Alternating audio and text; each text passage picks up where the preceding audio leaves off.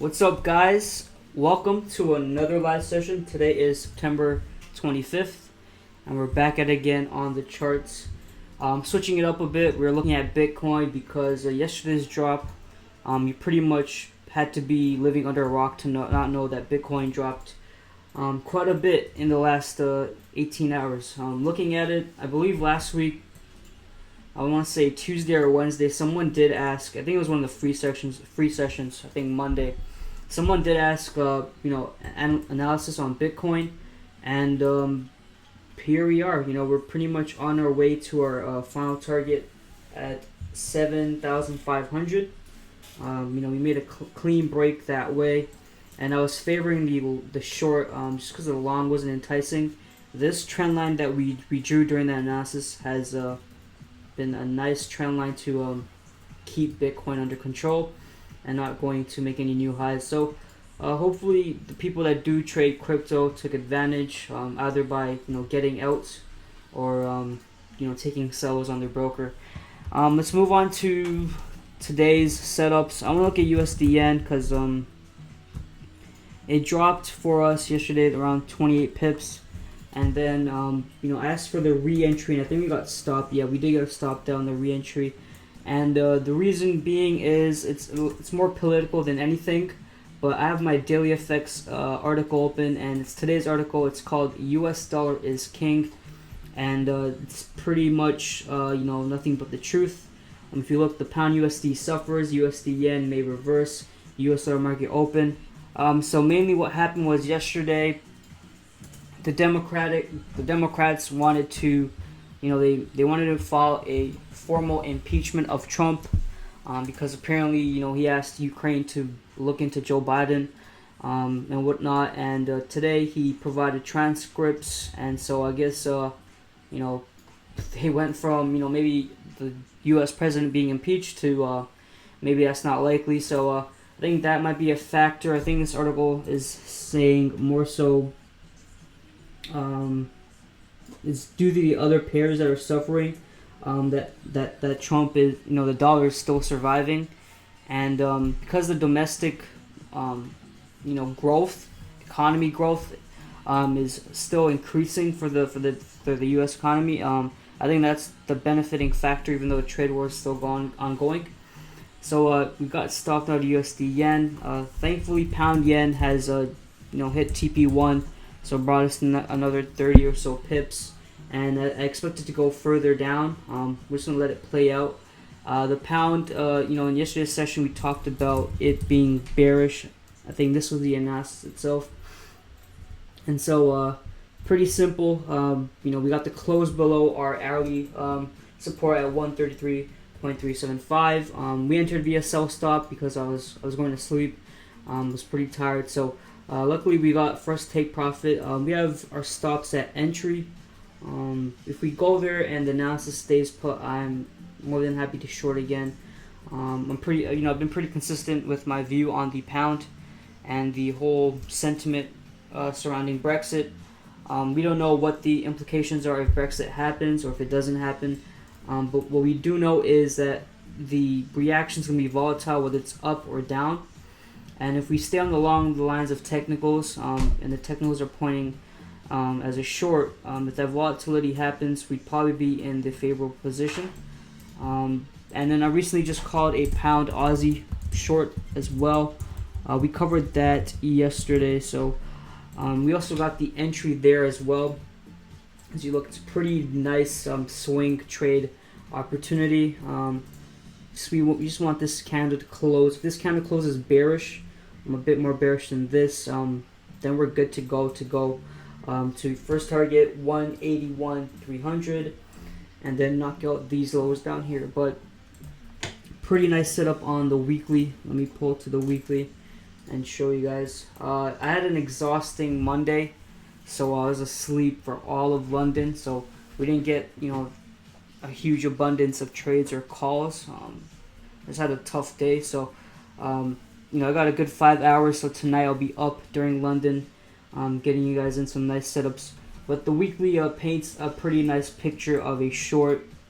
Just looking at the prior reactions from this level, for example, if we were going to go, if pound Aussie was going to go long, what would happen is we'd get that close. So when we had that close above our blue region, like we did here, we went to new highs. Similar story here.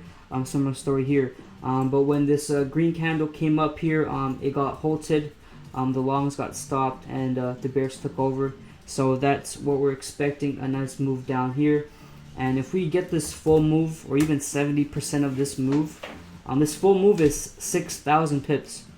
If you look at the entry, this is 6,000 pips, the full move. Even if we get 75% or even half, that's 3,000 pips in a week or two. So because the pound moves so quick, we could bag that 3,000 to 6,000 pips in a week or two. So a setup that we're going to hold. If you did enter, and since we're right around entry, this is a swing trade, so you can actually maybe reduce your position size, because we're probably going to be holding this through news, through the weekends. So just close maybe 30% of your, make it 30% your original position if you haven't already, and we'll just let it play. I'm not really looking at it too much. I want to look at Euro, even though it's going to make me mad because, yeah, so our analysis is playing out. Our original Euro USD short is playing out, and Jesus. Wow. So it's up about 30-ish pips. Yesterday we got out here just because we broke out of that channel, and dollar was weak because that's when the whole impeachment BS came out, and then this morning that all shifted, and our original analysis was gold going to 109,273 and then to 1.08600, and I mean we could still get in, but the entry's pretty much gone. What we could do is maybe from here we can get the the next move down, but hopefully you guys caught it for people that are awake during London. On the flip side, gold did play out pretty much to the T, and thankfully so it brought us some decent amount of pips, and since then we've been stopped out. But if we go to the hourly, pretty simple trade. We were looking for that close above 115.26 on the hourly time frame. We got that close, and since we did, gold's volatility kicked in, and we got around 95 pips on that move. So pretty simple setup. I hope you guys are starting to understand gold. When we first started, I was pretty reluctant on calling gold calls because people had smaller accounts, but I think now that accounts are growing and people's knowledge is growing, they can sort of predict where gold is going and stay out of trouble. So a nice move, 90 pips or 30, 50, whatever you got, and then we got spiked out. So this is what happens when Trump shows you transcripts of a call and says, try to impeach me. He basically said, hoorah. That's what the dollar is saying right now. Hoorah on the markets. The dollar is here. We're not getting impeached anytime soon. So yeah, this is a 130 pip drop, and we didn't really have anything major. We had FOMC Brainard speak and George speak, and then we had crude oil, which actually came out worse than expected. So it wasn't like NFP or anything dropped. There's a political side to everything, especially at currencies, a nation's currency strength. But yeah, gold setup is playing out for a short. My oh my. Yeah, we're going down here. I would not be shocked if 1512 is not met by the end of the day. If you're if you're an intraday trader, this is definitely an an option that you can take, or a scalper. As we speak, it's dropping, but the entry's probably gone now. But here, the best entry was probably when it was a 2.0 restore ratio trade. But you can still take it for the intraday, folks. I mean, it's pretty much free money right here. I might put it on my personal account, but not as a signal. Just because we're already in pound yen and pound Aussie, that's enough volatility to hold. I don't want to increase our exposure just yet, but if we weren't in any trades, I'd definitely take this one. What's up?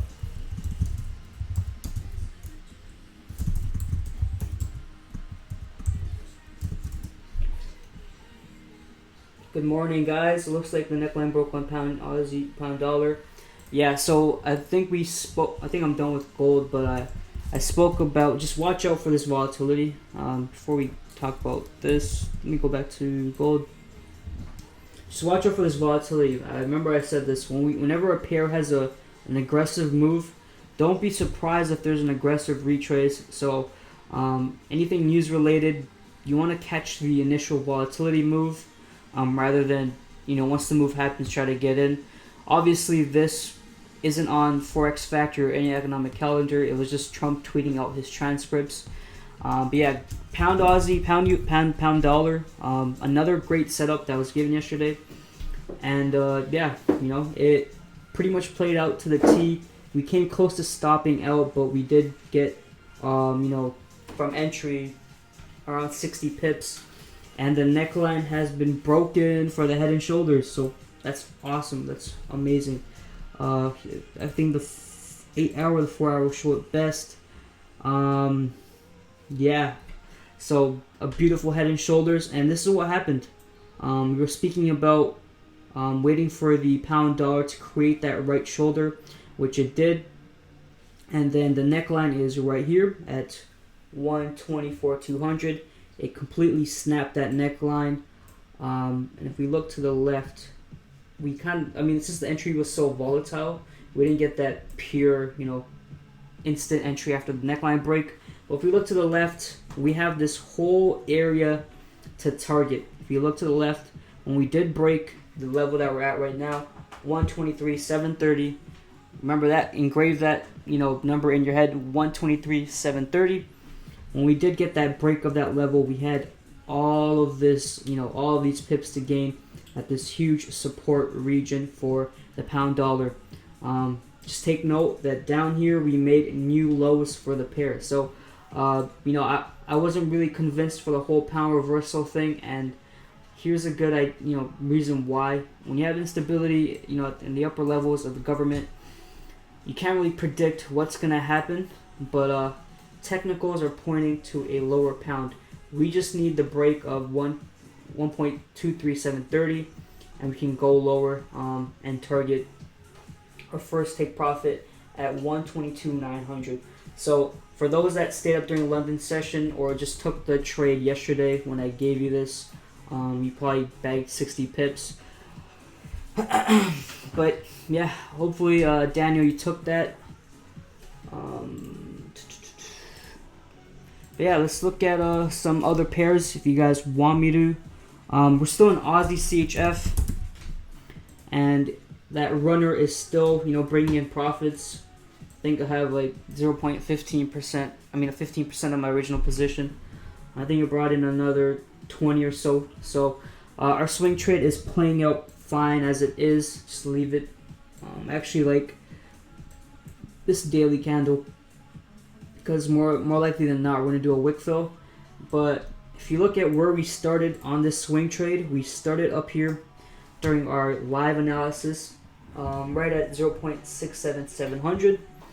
And we're already halfway there on our swing trade. All right, we just have this final half to go, and if anything, we might actually get stalled here. So this is a recent resistance for the pound for the Aussie Swiss, right at 0.66500.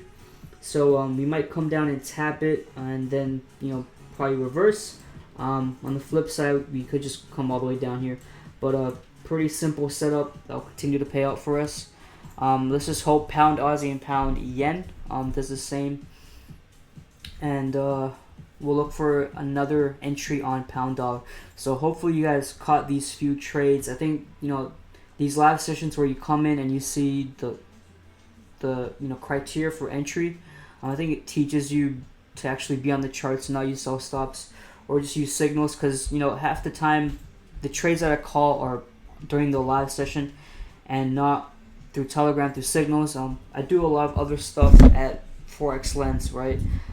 We have a strong dedicated team with a lot of people carrying the roles of many people, and so I can't always be in front of the charts. I might have alerts, but so I give you guys basically spoon feed you the entry, and that way we're getting pair recommendations.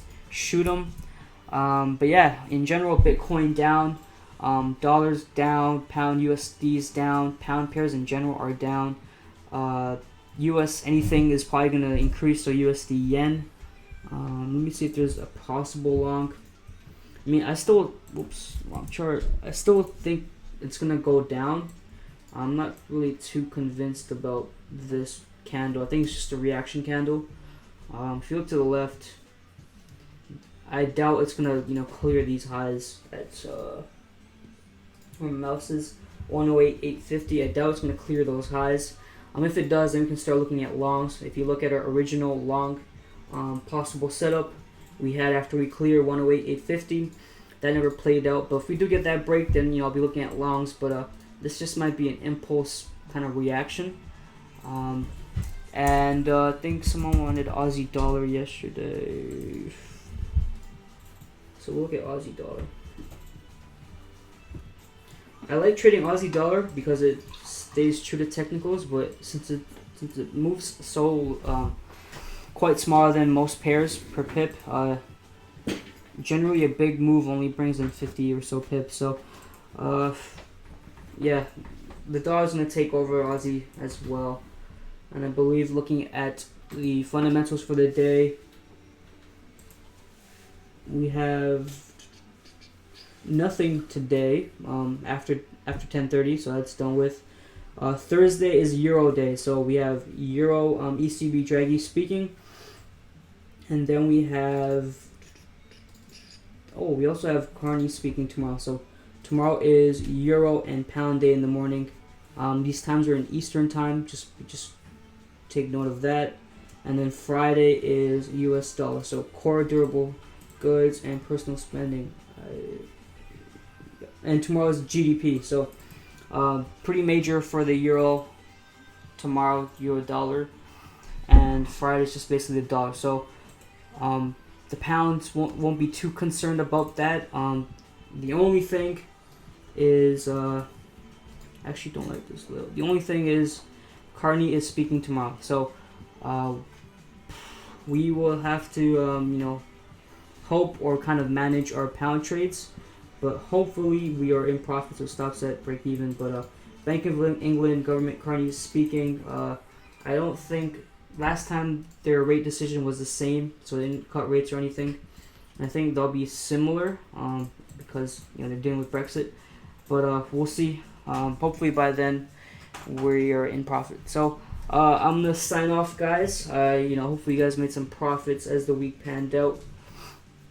Today is Wednesday, so we'll get in some setups to finish off the week. So I'm RP Forex. I'm logging off. I'll see you guys again tomorrow at 11 a.m. Eastern. Take care and happy trading.